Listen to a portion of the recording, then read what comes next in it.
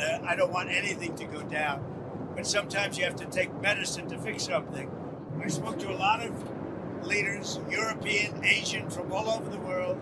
They're dying to make a deal. But I said, we're not going to have deficits with your country. We're not going to do that, because to me a deficit is a loss. We're going to have surpluses, or we're at worst going to be breaking even. We will be taking in over $1 trillion over the next short period of time with the tariffs that I've already instituted. They're already in place. Now, what's going to happen with the market, I can't tell you, but I can tell you our country has gotten a lot stronger. But I do want to solve the deficit problem that we have with China, with the European Union and other nations.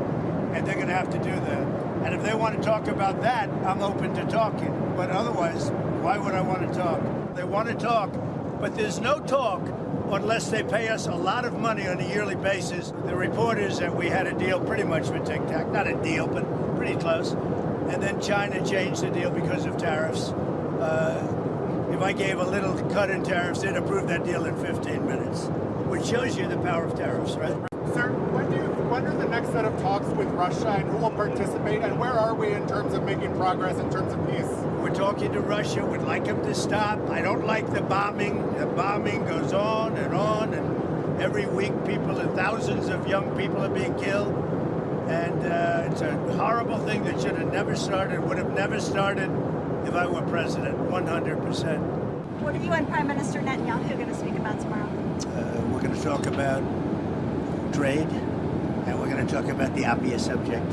You know what the obvious subject is? Do you have any news for us on the obvious subject? I'm trying to do trade just to keep it down. No, look, there's a lot of things going on with the Middle East right now that have to be silenced. You know, we had no problem with the Middle East. Everything was done. We had no problem with Iran. We had no problem with anybody. And then you had October 7th. And that was all because Iran, as you know, was not giving money to anybody because they had no money. Now they have a lot of money. So we'll see what happens.